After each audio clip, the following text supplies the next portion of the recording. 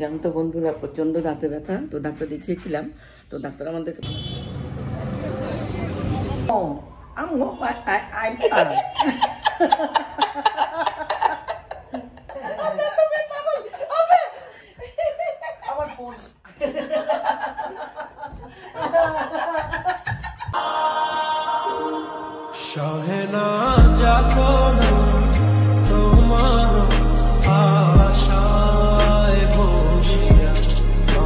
তো শুভ সকাল বন্ধুরা, তোমরা কেমন আছো? তো শোনো না বন্ধুরা, আজকে আমার ঘুম থেকে উঠতে এত দেরি হয়ে গেছে, তাও ঘুম ভাঙেনি। হঠাৎ দেখছি ওই ছাদের উপরে সমস্ত পাখি টাকিগুলো এমন চিৎকার করছে, ওদের চিৎকারে আমার ঘুম ভেঙে গেছে। অ্যাকচুয়ালি শরীরটা তো ভালো না, তার জন্য ওই ভোরের বেলা মানে এত ঘুম পেয়ে গেছে, আমি বুঝতেই পারিনি 7টা বেজে গেছে। তো আমাকে দেরি করে উঠলে তো চলবে না। তারপর কি করব, উঠে এসে দিকে ছাদে তালা খুলে দেখি সমস্ত পাখিরা খাওয়ার জন্য মানে চেঁচামেচি শুরু করে দিয়েছে। তো চলো আজকে দিনটাকে স্টার্ট করা যায়। সমস্ত কাজটা শেষ করে এখন আমি সবাইকে দিয়ে দিয়েছি ব্রেকফাস্ট, তো আমি সবে নিয়ে বসছি। তো এখন আমি ব্রেকফাস্ট করব, তারপর আবার বেরিয়ে যাব। আমাকে তো ঘরে বাইরে সবসময় কাজ করতে হয়, তো এখন 1 ঘন্টার জন্য আবার আমি বাইরে যাচ্ছি। তো সেটা কোথায় যাচ্ছি সেটাও তোমাদের সাথে আমি শেয়ার করব।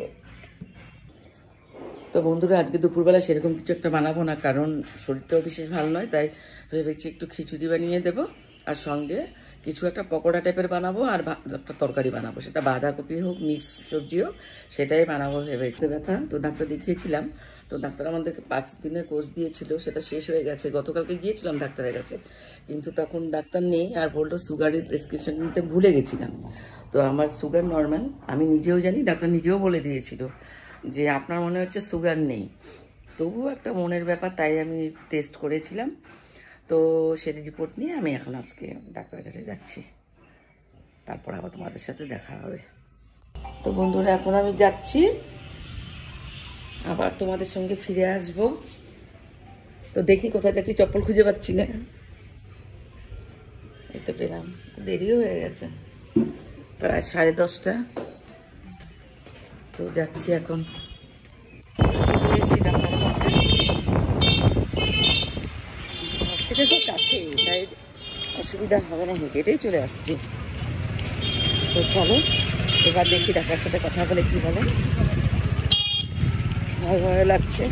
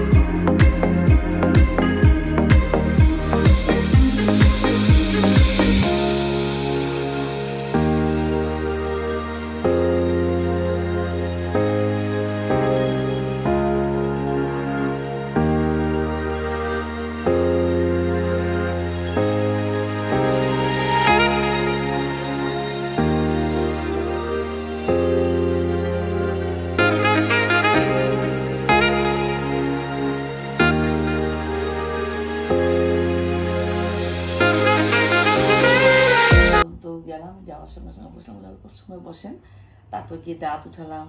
ইঞ্জেকশন দিলেও একটু ভয় ভয় লাগছিল যেহেতু একা। তারপর গিয়ে দাঁতটা তো ওঠানো শেষ, গিয়ে কথা বলছি, বলছে আপনি ব্যথা পেলে বলবেন।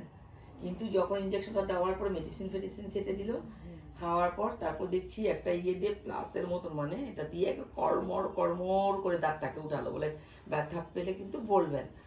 ঠিক আছে, তা বলছি হ্যাঁ ব্যথা লাগছে। বলছে যে হ্যাঁ ঠিক আছে, হয়ে গেছে আপনার দাঁত উঠানো, এই দেখুন আপনার দাঁত এত লম্বা, দাঁতটা এত লম্বা, সাইডের দাঁত যে এরকম লম্বাই হয়। তো অল্প সময় ছিল একটু সেন্সলেস, এখনো আছে সেন্সলেসটা। তো বললো ঘন্টাখানিক বাদে আপনি ফেনা ভাত খাবেন, ব্যাস হয়ে গেল, শেষ, দাদুটারও শেষ। ডাক্তার তো বললোই যে নরম ভাত খেতে 1 ঘন্টা বাদে ঠান্ডা জলটা মুখ কুচি করে নিতে। তো ঠান্ডা জলটা মুখ কুচি সেরকম কোনো ফিলিংসই হয়নি আমার, কারণ আমি মনের জোরটা যথেষ্ট আমার।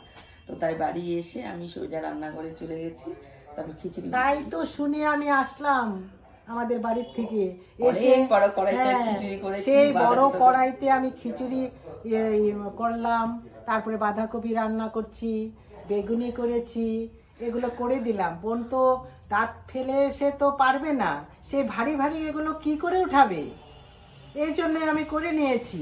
কিন্তু ফেলিওর, কারণ দেখেছে সঙ্গে সঙ্গে আমি রান্নাঘরে ঢুকে গেছি। হ্যাঁ ঢুকে গেছে।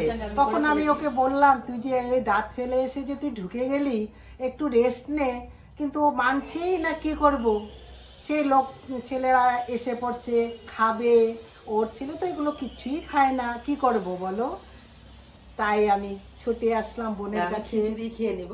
আর ওকে বলছি তুই খিচুড়িটা খেতে পারবি, কেননা খিচুড়িটা আমি করেছি একটু পাতলা টাইপেরই করেছি। এই হচ্ছে আমার ছর্দি, এতক্ষণ যার সাথে নমস্কার কথা বলছি, আমার ছর্দি।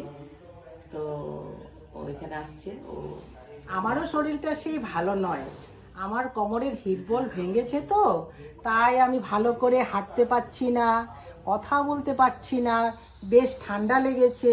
কি করব, বোন তো ছোট বোন তো আমার থেকে বেশ 6-7 বছরেরই ছোট, তাই আমি এসে একটু ওকে হেল্প করে দিলাম। আমি আমার বাপের বাড়ি ছিলাম। একদিন নাকি অনেকদিন আগের কথা, আমার শাশুড়ি এক বান্ধবী, শাশুড়ির থেকে বড় বয়সে, তো এসে মানে আসেনি সেদিন, তো এসে প্রতিদিনই এরকম বলে মাকে লিনা বলে ডাকে, এই লিনা।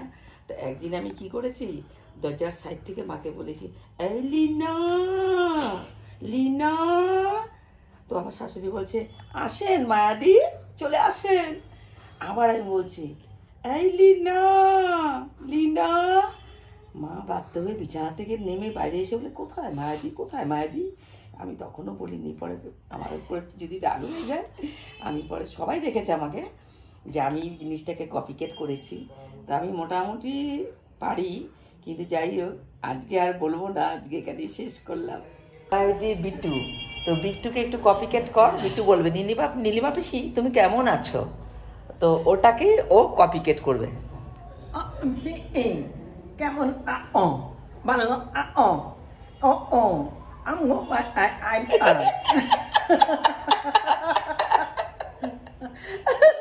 2,000 years later.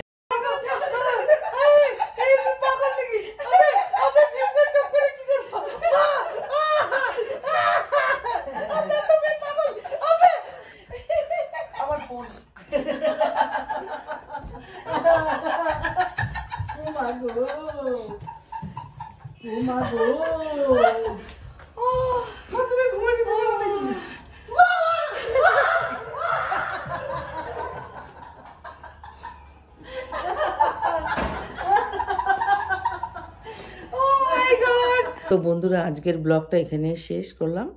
তো আবার দেখা হচ্ছে পরের ভিডিওতে। তো ততক্ষণের জন্য বাই বাই, গুড নাইট।